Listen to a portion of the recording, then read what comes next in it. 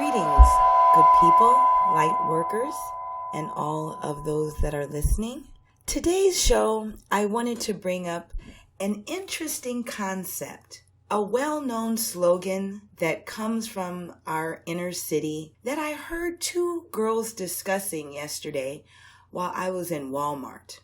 Now, to be honest, don't keep current of a lot of the things that go on in the hip-hop world. I'm a book reader, and I kind of am into old shows, old movies and things like that. But there was a very interesting conversation happening in front of me.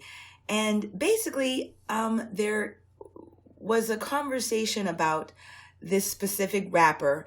I try not to use a lot of names, just because I feel like people that are following this story will know who I'm talking about. But there was a rapper that was unfortunately in some kind of domestic shooting over the weekend after leaving a party. And these are well-known people in the industry. And one girl was saying to the other girl that, this rapper was not going to say anything about who shot her because she didn't want to be a snitch.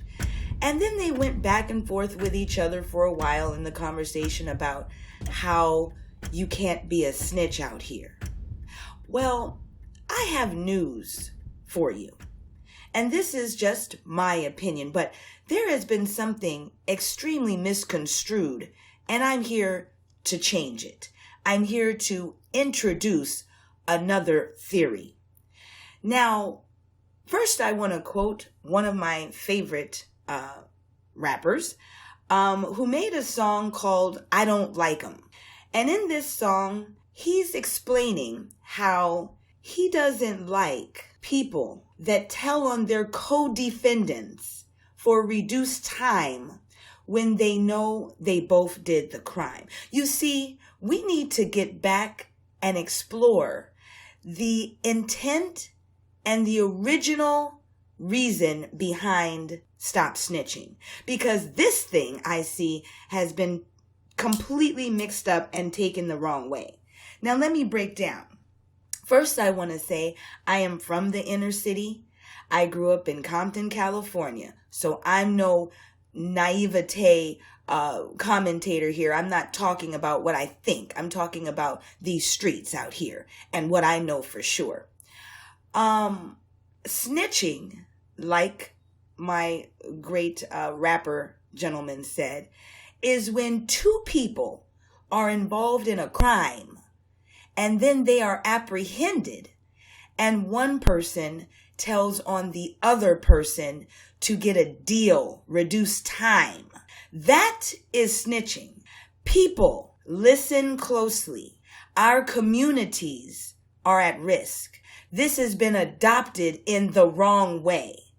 Snitching, and this is, it just blows my mind that I even have to say this, but I know the new generation may not know this, but snitching is not when you tell on someone that's assaulting you, okay?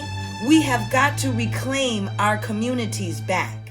When you are a person in the community and you see someone getting hurt, an elderly person, when you're aware that a child is being abused, I don't care if it's Uncle Joe, your neighbor, whoever the heck it is, that's not snitching when you tell on them.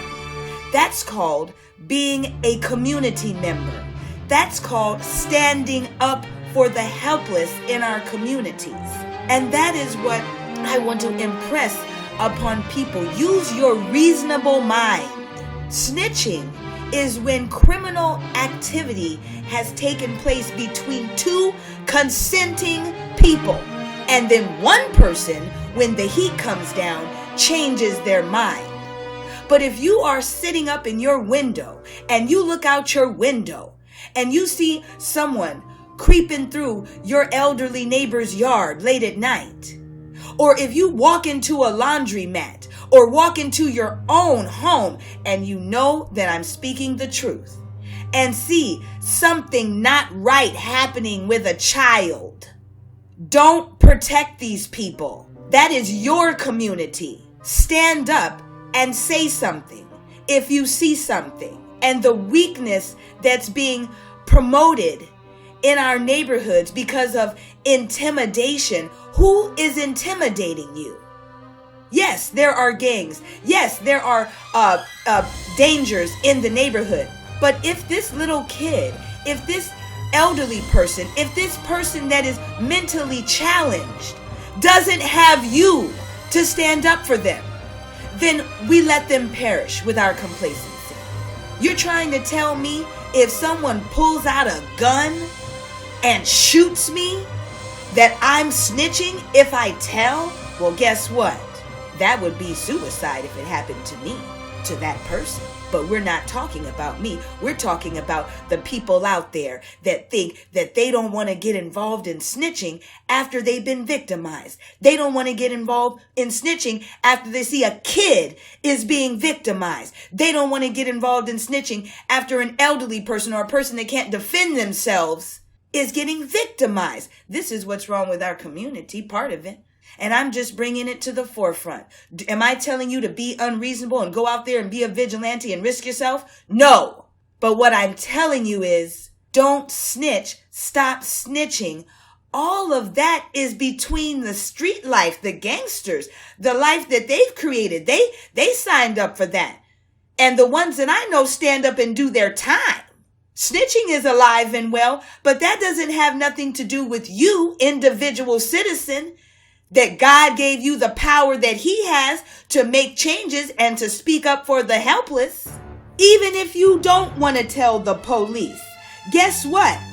A lot of us know a guy or know somebody or know a community leader or somebody that owns a store or somebody that's strong in our family. Tell them. You can tell a stranger or a friend of yours or an acquaintance of yours, someone that you perceive as being stronger or may have more power in the neighborhood, about what you saw. A lot of these people are good-hearted people. A lot of these people, regardless of what they're doing to make their money, they do care about that community. They do care about what's going on.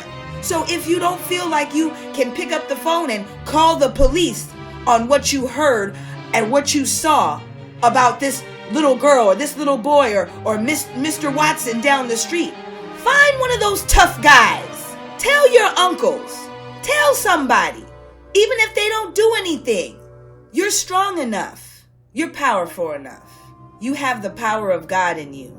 And I just had to say that this whole concept of stop snitching, it should not filter into our minds, into our communities, and prevent us from standing up for the helpless in our community, for standing up. And next time you older guys, when you see a young bull out there looking like a buffoon, acting crazy, late night, hoodie on, about to do dirt, like back in the day, pull his coattail. Speak a little bit of your wisdom to him. Try to course correct him. But as long as you have the attitude, it ain't your business, it's not your problem, then our young bulls are going to be misguided. They're headed straight to the cemetery or that pen. They're headed straight to jail. Women, teachers, women that have made it out of the community. We know the trauma that's in the community that we've been through. Next time you see that little young girl switching where she shouldn't be switching, talking where she shouldn't be talking, doing things, bullying on the bus when she gets up. Whatever you see her do, pull her coattail. Share some of your experiences with her. Take 5 minutes in the beauty salon when you're buying your tracks. If you see something, say something. They might be so grateful that you even took the time to speak to them. We need each other, people. We need each other. We need each other for encouragement, protection, and love.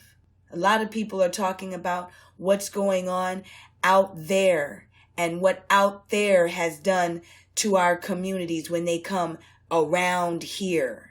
But I want to look also at our homes, at our streets, at our kids and our communities. Young people, listen to the elders. They have a lot of knowledge. When you're passing that stoop or that porch, slow up. They might have the answer you need. and older people. Go ahead and be more bold. Speak your mind. Course correct. Check game. And try to help some of these young people. Stop snitching. Yeah. Stop snitching if you're doing criminal activity. But man, if you are living a good life and working every day and trying to raise your family, start telling on these people. Tell on the wickedness and the evil that's festering right in our own neighborhoods. The rapes and the robberies and the molestation and the facilitation of drug abuse and alcoholism. Everybody's not with it. Those that are not, reach out your hand. And I'm signing off and leaving you in peace, good health, and prosperity.